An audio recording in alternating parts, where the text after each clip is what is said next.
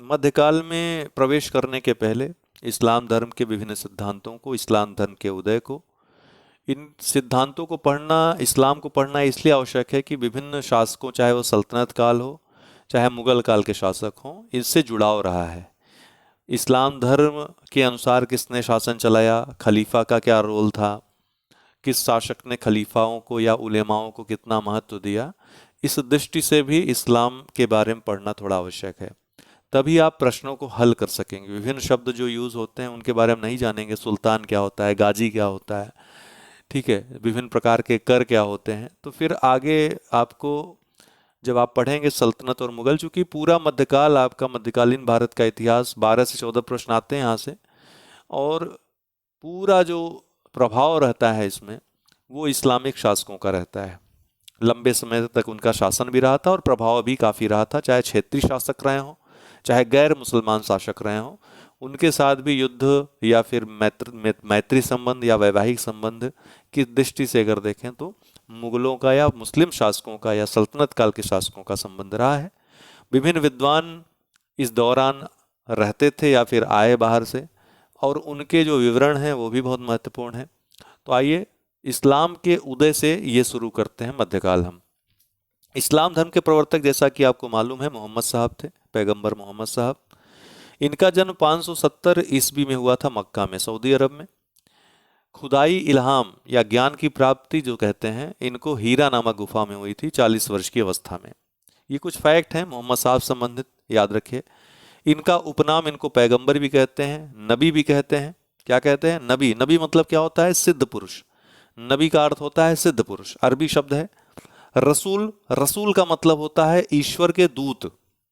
रसूल मतलब ईश्वर के दूत, और इनको अल अमीन भी कहा गया, तो ये इनके उपनाम हैं, इस नाम से भी जाना जाते हैं। पैगंबर मतलब, अंबर मतलब होता है आकाश से, तो आकाश से जो पैगाम लाने, पैग से पैगाम, पैगाम और अंबर से आकाश, तो आकाश से जो पैगाम लाए इसको क्या कहते हैं? पैगंबर। तो इनको इन नामों से जाना जाता था। हम्म। पहला उपदेश इन्होंने किसको दिया? तो इन्होंने अपनी पत्नी खदीजा को, जो कि उनकी पहली शिष्या बनी थी, इनको पहला उपदेश दिया था। हिजरत 16 जुलाई 622 ईस्वी में हुआ था, जब इनका काफ़ी विरोध हुआ तो मक्का से यसरीब चले गए थे। कहाँ चले गए थे? यसरीब, जिसको आज के समय में मदीना नाम से जानते हैं। मदीना नाम से क्यों जानते हैं? आपको पता है कि धर्म का जब प्रचार कर रहे थे, इस्लाम धर्म का, जब जिब्राइल इनसे मिलने आए 40 वर्ष की अवस्था में, आपको मैंने बताया कि हीरा नामक गुफा में इनको ज्ञान की प्राप्ति हुई थी। ये प्रायः मक्का के निकट, ये हीरा नामक जो गुफा है आज भी है, ये स्थान काफ़ी पवित्र माना जाता है। तो यहाँ पे ध्यान लगाने चले जाते थे। जब ये 40 वर्ष की अवस्था में वहाँ पर ध्यान लगा रहे थे, तो वहाँ पे जिब्राइल जो कि ईश्वर के दूत थे, उन्होंने अल्लाह का पैगाम इनको सुनाया, और उनको यहाँ संदेश दिया था कि अल्लाह के अतिरिक्त कोई दूसरा नहीं है, मोहम्मद उसके पैगंबर हैं, अर्थात आप उसके पैगंबर हैं, उनका पैगाम हर जगह पहुँचाने वाले हैं। यहीं से इस्लाम धर्म की उत्पत्ति मानी जाती है। ठीक, तो मोहम्मद साहब ने इससे आदेश को, ईश्वरीय आदेश को मानते हुए इसको फैलाना शुरू किया। ये राजनीति और धर्म दोनों के प्रधान थे, दोनों के बारे में इनको काफ़ी जानकारी थी। पैगंबर ने अपने अनुयायियों को ये हौसला दिया कि मरने से पहले मृत्यु का आनंद लो, और ये जब कहा तो अनुयायी और ज़्यादा उत्सुक हो गए कि चलो मरेंगे तो अल्लाह तक पहुँचेंगे। आज आतंकवादी उसको दूसरे अर्थों में प्रयोग करते हैं, लेकिन उस समय जो अर्थ था वो ये था कि ईश्वर का पैगाम था, हर जगह पहुंचाना था। और उस समय अरब कंट्रीज़ में बहुत दुर्दशा व्याप्त थी, बड़ी दुर्दशा, खासकर स्त्रियों का, बच्चों का बड़ा शोषण होता था। तो ऐसे समय में ये जो इस्लाम धर्म था वो कहीं ना कहीं बंधुत्व का और उदारता का पैगाम लाने के लिए था। तो इसको अपनाने में भी बहुत दिक्कत नहीं हुई लोगों को, बहुत सारे लोग ऐसे ही, लेकिन शुरुआत में चूंकि हर व्यवस्था का, बदलाव का विरोध होता है, तो उसका विरोध हुआ। और जब विरोध इतना बढ़ गया कि अब ऐसा लगने लगा कि इनको लोग मार देंगे, छोड़ेंगे नहीं, तो इनका मिशन पूरा होगा नहीं, तब विवश होकर इन्होंने 16 जुलाई, ध्यान रखिएगा, 16 जुलाई 622 ईस्वी में मक्का से यसरीब जाना पड़ा, मजबूरी में जाना पड़ा। यसरीब जो स्थान है, इसी को नबी का शहर, चूंकि नबी यहाँ पर गए, मोहम्मद साहब यहाँ पर गए, तो मदीन तुन्नबी भी कहते हैं इसको अरबी भाषा में, नबी का शहर भी कहते हैं। मदीन तुन्नबी मतलब नबी का शहर, अर्थात ये मदीना कहलाया, अर्थात यसरीब ही मदीना है। इसी घटना को इस्लाम में हिजरत कहते हैं, ठीक है। और यहीं से इस्लाम धर्म का हिजरी संवत शुरू होता है, यहीं से 622 ईस्वी, ध्यान रखें पूछता भी हिजरी संवत, तो शुरुआत मानी जाती है। मदीना जो स्थान है इसको ज्ञान का नगर कहा जाता है। अक्सर पूछता है कि मदीना क्या है, तो मदीना का जो शाब्दिक अर्थ हमने बताया, इसको ज्ञान का नगर भी कहते हैं। इस्लाम के बारे में बताएं तो ये मैंने आपको बताया कि प्रथम उपदेश इन्होंने खदीजा को, अर्थात जो उनकी पहली शिष्या थी और इनकी पत्नी भी थी, इनको दिया। एक विधवा थी ये, पहले इन्होंने, ये इनका व्यापार था तो मोहम्मद साहब को अपने व्यापारिक एक प्रतिनिधि बनाया था, बाद में इन्हीं से इनका विवाह हो गया था। मोहम्मद साहब की जो मृत्यु हुई थी ये 632 ईस्वी में हुई थी। एक पुस्तक है, आपकी परीक्षा दृष्टि से बहुत महत्वपूर्ण है, हालांकि अभी तक पूछा नहीं गया लेकिन पूछ सकता है। बर्नी ने पैगंबर की जीवनी लिखी थी, इसका नाम क्या है? नाटे मोहम्मदी। क्या? नाट ए मोहम्मदी। ये मोहम्मद साहब की जीवनी है और इसको लिखा था बर्नी ने, ठीक है। इस्लाम के 5 प्रमुख स्तंभ हैं दोस्तों। इस्लाम धर्म आपको पता है कि एकेश्वरवादी है, एक ही अल्लाह पर विश्वास करता है। इसके 5 प्रमुख स्तंभ हैं। पहला है कलमा। कलमा मतलब अल्लाह और उनके जो रसूल हैं उन पर विश्वास करना, पैगंबर आदि पर जो रसूल हैं, अल्लाह के बारे में जो बातें करते हैं, जिन्होंने अल्लाह के बारे में बताया है, उन पर विश्वास करना। दूसरा नमाज। हर मुसलमान को प्रतिदिन 5 बार नमाज अदा करनी चाहिए, यह इस्लाम कहता है। प्रातःकाल जिसको फजीर कहते हैं, दोपहर जिसको जोहर कहते हैं, दोपहर के पश्चात जिसको असर कहते हैं, शाम के समय जिसको मगरिब कहते हैं, और रात के समय जिसको ऐशा कहते हैं। आपको बता दें कि अलाउद्दीन खिलजी वो मुसलमान तो था, मुसलमान विचार को मानता था, धर्म को मानता था, लेकिन वो रमजान का रोज़ा और दैनिक नमाज ये सब पढ़ने का पाबंद नहीं था, बहुत पाबंद नहीं था। वो अपने राजकाज में ही व्यस्त रहता था, उसी की चिंता करता था।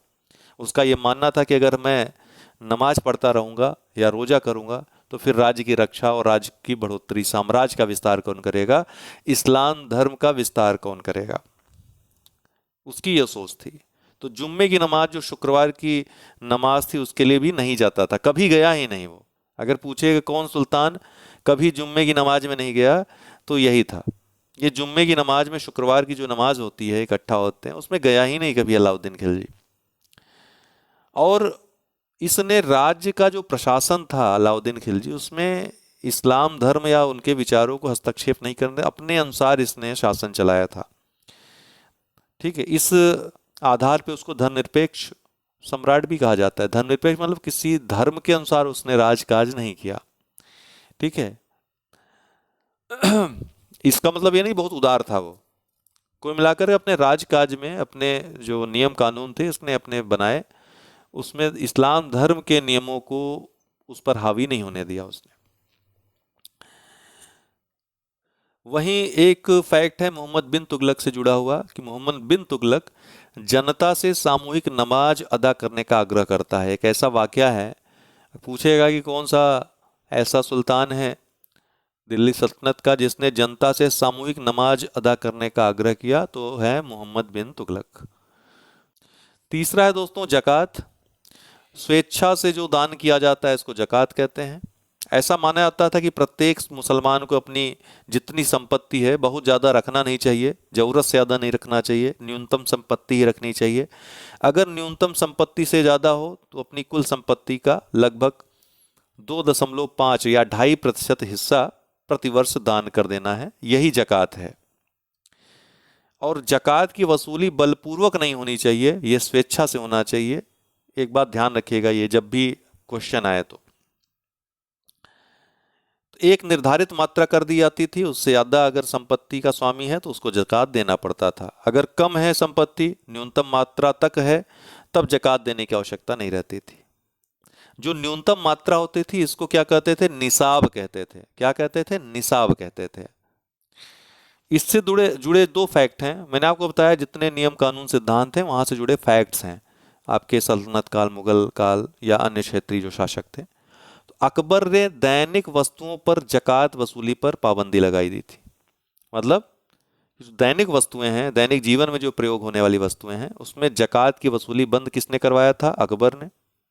और उसका जो उत्तराधिकारी था जहांगीर, उसका पुत्र था, उसने आयात निर्यात पर 2% जो जकात लगता था उसको समाप्त किया था। तो दोनों प्रश्न याद रखिएगा। सदका के बारे में भी कभी कभी प्रश्न आता है, सदका क्या था? सदका, ये सदका क्या था? तो ये भी एक प्रकार का जकात था। अंतर ये था कि सदका जो है किसी विशेष उत्सव या त्योहार पर, किसी विशेष दिन पर लगाया जाने वाला एक दान था, एक स्वैच्छिक कर था।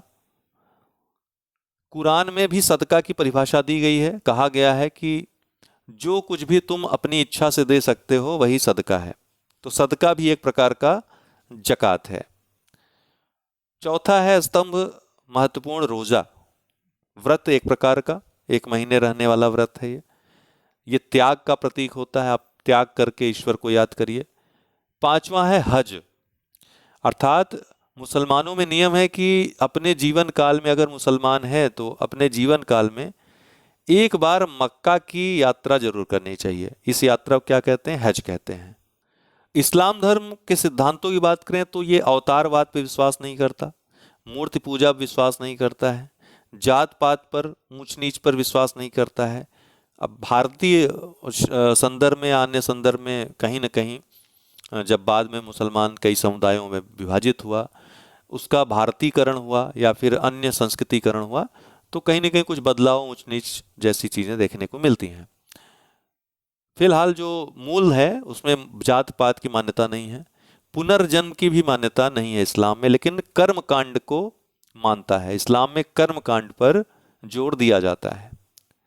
इस्लाम में अगर पूछा जाए पहले धर्म आता है कि पहले राज्य, कौन सी अवधारणा इस्लाम में पहले आई, तो इस्लाम में पहले धर्म आया और उसके बाद जो है राज्य की अवधारणा आई। इस्लाम में अगर देखा जाए तो मूलतः जो कुरान है वही, जहाँ पर इस्लामी परंपरा है या इस्लामी कानून है या इस्लामी जो राष्ट्र हैं जो इस्लाम धर्म के अनुसार चलते हैं, धर्मनिरपेक्ष नहीं है, जैसे पाकिस्तान हो गया, अरब कंट्रीज हो गई तमाम, तो वहाँ पे कुरान ही उसका संविधान होता है। इन राज्यों का ये मानना होता है कि यहाँ जो कानून होना चाहिए, जो नियम होना चाहिए, जैसे राज्य कैसे संचालित होना चाहिए, तो शरीयत के अनुसार संचालित होना चाहिए। शरीयत में क्या क्या आते हैं? कुरान, हदीस, इज्मा और कियास, ये 4 चीजें शरीयत के अंतर्गत आती हैं। शरीयत क्या है? मुस्लिम विधि है। शरीयत का विकास जो है वो कुरान के व्याख्याओं से हुआ है, जिसने, जैसे कुरान की भी तमाम तरह की व्याख्या हुई, इन व्याख्याओं ने, कुरान में कुछ विवादित चीज़ें भी हैं, इसीलिए कई लोग कहते हैं कि ऐसा है नहीं, अर्थ कुछ और है, लेकिन अर्थ का अनर्थ कर दिया है कहीं कहीं। तो कुल मिलाकर के कई चीज़ें बाद में परिवर्तन जब समाज में हुआ तब भी जोड़ी गई। तो शरीयत का बेस तो कुरान है, लेकिन शरीयत में सिर्फ कुरान नहीं है, कुरान के अलावा हदीस और आपका इज्मा और कियास, ये सभी भी कुरान में आते हैं। कुरान शब्द की बात करें तो ये इकरा से बना हुआ है। ये शब्द किससे बना है? इकरा। इकरा का अर्थ होता है पाठ करो। इसमें कुल 114 सूरा या पंक्तियां पाई जाती हैं। तो कुरान में कितनी अध्याय या पंक्तियां हैं? 114। सुन्ना या हदीस जो है दूसरी चीज, इसको सुन्ना भी कहते हैं। तो पैगंबर साहब से जुड़ी जो परंपराएं हैं, जिनको उन्होंने, जिनका पालन किया, उसको ही सुन्ना या हदीस कहते हैं। इज्मा क्या है? इस्लाम के जो धर्माचार्य हैं उनके, वो कई मामलों पे एक मत रखते हैं, उन्हीं एक मत पर या मतैक्य को इज्मा कहते हैं। और कियास क्या है? सदस्यता के आधार पर, तार्किक आधार पर जो निर्णय लिए गए, जो नियम बनाए गए, वो कियास है। तो ये 4 हैं जो मिल करके शरीयत का निर्माण करते हैं। अगला शब्द है गाजी, बहुत महत्वपूर्ण है। इसका जो अर्थ होता है विधर्मियों का कत्ल करने वाला। गाजी का क्या अर्थ होता है? गाजी शब्द का विधर्मियों का कत्ल करने वाला। गाजी जो है, जो सुल्तान होता था, इस्लामिक सुल्तान होता था, उसकी सेना में कार्य करने वाले स्वयं सेवक होते थे। सेना को जहां वेतन दिया जाता था, गाजियों को वेतन नहीं दिया जाता था, बल्कि जो लूट होता था, खम्स जिसको कहते हैं, उसमें हिस्सा इनको मिलता था। गाजी योद्धा होते थे, मरने मारने के लिए हमेशा तैयार रहते थे। धर्म का रक्षक भी इनको कहा जाता था। इनका दायित्व था इस्लाम की रक्षा करना और उसका प्रचार प्रसार करना। महमूद गजनबी ने, भारत आने वाले जो आक्रमणकारी थे, महमूद गजनबी ने गाजी की उपाधि धारण की थी। इसके बाद दिल्ली सल्तनत की बात करें, अगर पूछेगा दिल्ली सल्तनत में सबसे पहले किसने गाजी की उपाधि धारण की, तो गयासुद्दीन तुगलक ने। 1451 ईस्वी में बहलोल लोदी ने भी गाजी की उपाधि धारण की। अब गाजी शब्द सुनिए तो आपको समझ में आ जाना चाहिए कि बड़ा अत्याचारी रहा होगा, या फिर बहुत ज़्यादा कठोरता से नियम पालन करने वाला रहा होगा। अर्थात वो हिंदू है या मुसलमान है, अगर वो इस्लाम धर्म के अनुसार नहीं है तो उसको कटवाने में गुरेज नहीं करता होगा। ठीक, इस्लाम के नियमों का या इस्लाम के नियमों का पालन करना मतलब इस्लाम की रक्षा करना। और दूसरा है गाजी शब्द का अर्थ कि जो विधर्मी है, धर्म को नहीं मानने वाला है, धर्म का अपमान करने वाला है, धर्म मतलब यहाँ पे इस्लाम धर्म से है, तो उसका वध कर देना, उसका कत्ल कर देना। कत्ल भी दो प्रकार से हो सकते हैं, एक तो उसको परिवर्तन करवा लिया जाए धर्म में, और दूसरा कि उसकी गर्दन काट दी जाए और गर्दनों का क्या, मीनारे बना दी जाए। ठीक है, जैसा कि आपने देखा कई युद्धों में बाबर ने भी किया था ऐसा। तो बाबर ने भी गाजी पद 1527 ईस्वी में खानवा का युद्ध के बाद बाबर ने भी गाजी का उपाधि धारण किया था, गाजी की उपाधि धारण की थी, मुंडमाला उसने बनवाई थी। अब दिल्ली सल्तनत में हम आएंगे। दिल्ली सल्तनत का स्वरूप कैसा था? दिल्ली सल्तनत के बारे में बहुत से विद्वानों की अलग अलग राय है, अलग अलग मत है। दिल्ली, अगर ये पूछा जाए कि दिल्ली सल्तनत के जो शासक थे वो धर्मनिरपेक्ष थे या धर्म के अनुसार शासन करते थे, तो इस विषय में कई लोगों की कई राय हैं। कुछ लोग कहते हैं कि इसकी प्रकृति धर्मतांत्रिक थी। धर्मतंत्र मतलब जिसको इंग्लिश में थियोक्रेसी भी कहते हैं, कहीं कहीं थियोक्रेसी, धर्मतंत्र। इसका आशय होता है या इसका मतलब होता है कि राज्य ईश्वर द्वारा प्रत्यक्ष रूप से, या तो ईश्वर स्वयं बोलें उससे कि बेटा ऐसे ऐसे कर, या फिर ईश्वर की तरफ से कोई व्यक्ति यहां पर हो हमारे पास, जैसे पुरोहित वर्ग होते थे, उलेमा जिनको कहा जाता था, तो उनके कहने के अनुसार शासन किया जाए। तो कई लोगों का ऐसा मानना है, लेकिन कई लोग ऐसे मानते हैं कि दिल्ली सल्तनत जो है शरीयत और इस्लाम से प्रभावित नहीं था, बल्कि वो राजनीतिक शिष्टाचार, विदेश नीति से प्रभावित था। विदेश नीति मत का यहाँ मतलब है कि अन्य जो राज्यों के राजा हैं उनसे संबंध कायम करने के लिए जिस तरीके की उदारवादी नीति अपनानी चाहिए, तो जरूरत पड़ने पर शासकों ने वैसी नीति अपनाई। तो शरीयत के अगर देखा जाए पूरक के रूप में अपने नियम कायदे अगर कोई बनाया तो सुल्तानों ने बनाया कि शरीयत को पूरी तरीके से अगर लागू न करना हो तो शरीयत के पूरक के रूप में, जहां शरीयत लागू ना हो रहा हो वहां पर कुछ अपने नियम कायदे लागू कर दो। इसी को जवाबित कहा जाता है। जवाबित पूछा भी गया है क्या है।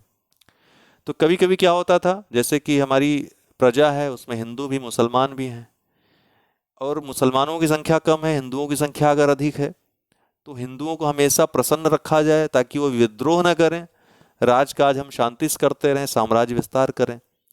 तो ऐसा प्रयास राजा का रहता है। तो राजा क्या करता है कि चलो शरीयत जहां लागू नहीं है, क्योंकि शरीयत के सारे नियम कानून हर धर्म के लोग मान नहीं सकते हैं, तो कुछ ऐसे नियम बना देते हैं जो शरीयत का पूरक हो, जो शरीयत भले लागू ना होता हो लेकिन ये नियम कानून लोग मान जाएं। तो शरीयत भी लागू है एक तरफ कुछ अपने नियम कानून में लग गए। इन्हीं नए नियम कानूनों को जवाबित कहा जाता था, और ये जवाबित कभी कभी शरीयत के विपरीत भी हो जाते थे। ठीक, ये याद रखिएगा आप स्टेटमेंटल प्रश्नों में। दिल्ली सल्तनत में अगर पूछा जाए तो अंततः हमने बात की, कुछ लोग इस्लामी मानते हैं, कुछ लोग नहीं मानते हैं। तो दिल्ली सल्तनत क्या इस्लामी राज्य था या धार्मिक राज्य था, या फिर धर्मनिरपेक्ष राज्य था? तो सही उत्तर अगर देखें विभिन्न विद्वानों को पढ़ने के बाद, तो ये उत्तर मिलता है कि वस्तुतः सुल्तान की इच्छा पे निर्भर था। कभी कभी कोई सुल्तान एकदम धर्मनिरपेक्ष हो जाता था, कभी कभी उसका जैसा राज्य होता था, जिस तरीके की परिस्थिति होती थी, पूरी तरीके से धर्म पर चलने लगता था, पूरी तरीके से शरीयत को लागू कर देता था। तो सुल्तान की इच्छा, या जो विभिन्न सुल्तान हुए उनके अलग अलग रूल्स रहे, अलग अलग उनके शासन संचालन के तरीके रहे। तो ऐसा कहा जाता है कि वस्तुतः यह सुल्तान की इच्छा पर निर्भर होता था कि वो इस्लामी राज्य माने या धर्मनिरपेक्ष राज्य माने। शरीयत का पालन अगर देखा जाए तो पूर्णतया किसने पालन किया, अगर देखा जाए सल्तनत काल में, तो एफएसटी ने, फिरोज शाह तुगलक ने शरीयत का बाकायदे पालन किया, खूब पालन किया उसने शरीयत का।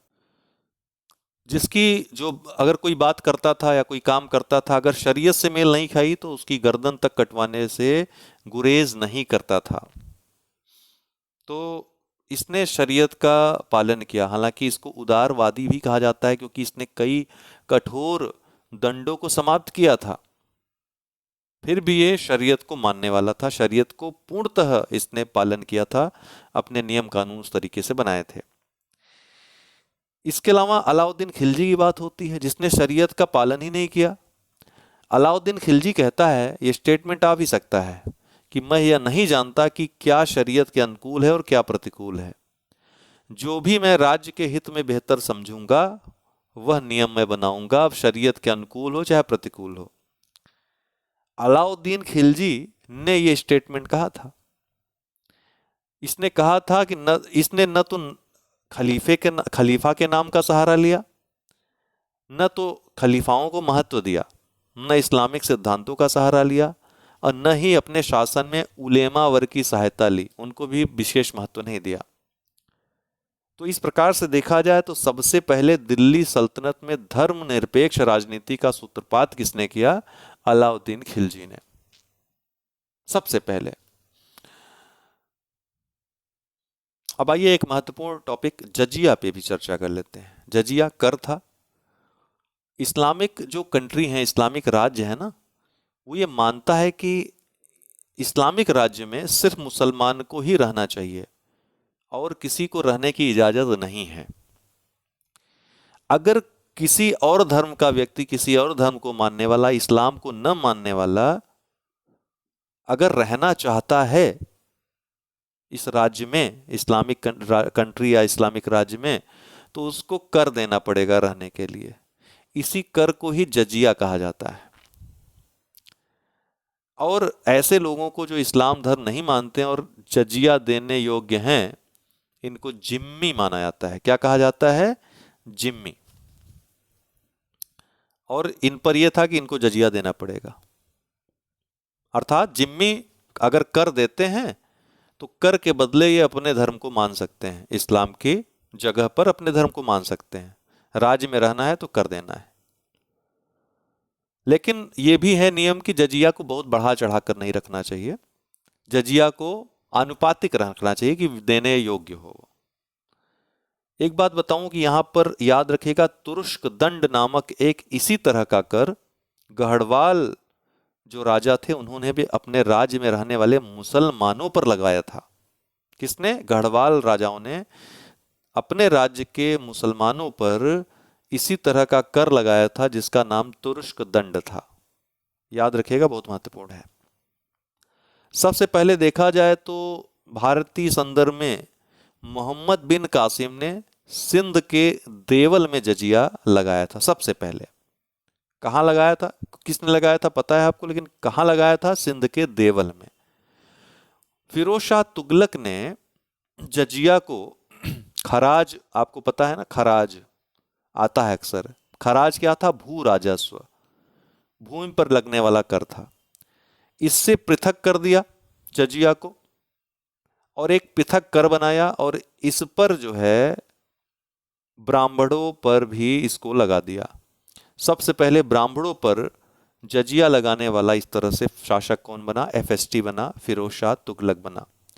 ब्राह्मणों को अभी तक जजिया कर से मुक्ति मिली थी, लेकिन फिरोज शाह तुगलक ने ब्राह्मणों पर जजिया लगा दिया। लेकिन होता क्या है, इसके आगे की कहानी आपको नहीं पता होगी। जब जजिया लगाता है फिरोज शाह तुगलक, तो ब्राह्मणों ने दिल्ली में, ब्राह्मण गादी बन गए थे उस समय, भूख हड़ताल कर दिया था। जब ब्राह्मणों ने भूख हड़ताल कर दिया, बड़े प्रभावशाली होते थे ब्राह्मण, तो इन्होंने जब भूख हड़ताल कर दिया, तो अंततः जो दिल्ली के नागरिक थे रहने वाले ना, उनको लगा कि कहीं ऐसा ना हो कि सुल्तान जो है गुस्सा जाए और ब्राह्मणों के बहाने सबको लपेट दे इसी में। तो नागरिकों ने ब्राह्मणों के हिस्से का जो जजिया था वो स्वयं देने का निर्णय ले लिया। क्या किया नागरिकों ने कि जो जजिया लगाया गया था, वो ब्राह्मणों ने जब विरोध किया तो ये हुआ कि ब्राह्मण नहीं देंगे भाई, इनकी तरफ से जो जजिया है वो हम चुका देंगे। तो ये कहानी पूरी थी, याद रखिएगा।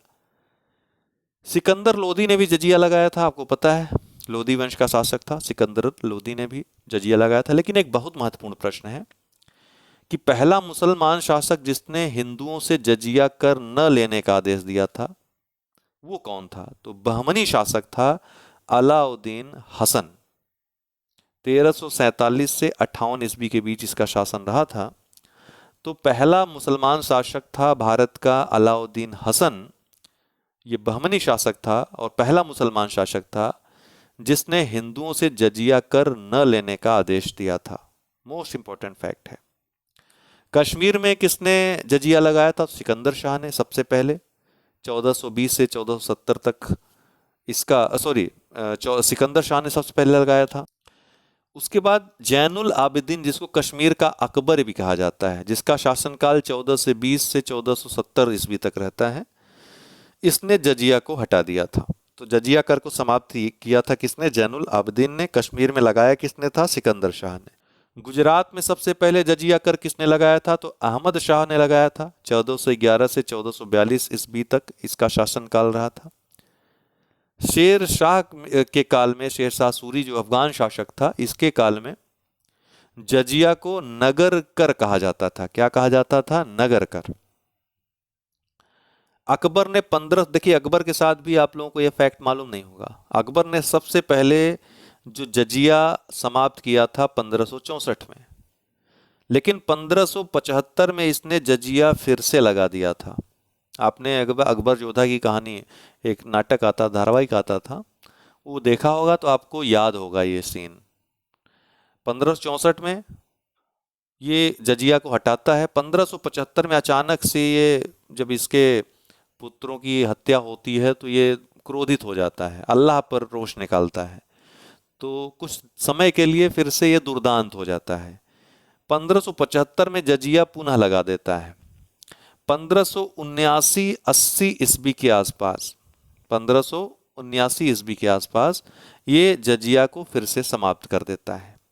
तो एक बार हटाता है, फिर लगाता है और फिर से समाप्त कर देता है। औरंगजेब 1679 ईस्वी में जजिया लगा देता है। ठीक है। इसके बाद 1712 ईस्वी में जहांदार शाह जजिया को समाप्त कर देता है। किसके कहने पर? जुल्फिकार खां और असद खां के कहने पर। फर्रुख सियर 1713 ईस्वी में जजिया हटा देता है, लेकिन 1717 ईस्वी में फिर से जजिया को लगा देता है। ये सारे फैक्ट बहुत महत्वपूर्ण हैं। फर्रुख सियर ने 1717 ईस्वी में जजिया को लगाया था।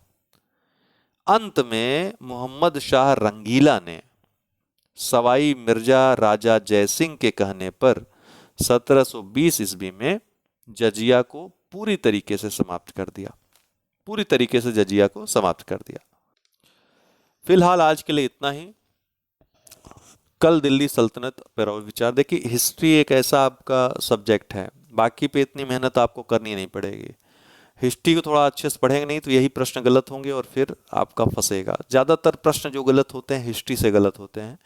क्यों गलत होते हैं हम एक वीडियो में चर्चा करेंगे इसके बाद। ठीक है, चलिए, बहुत बहुत धन्यवाद।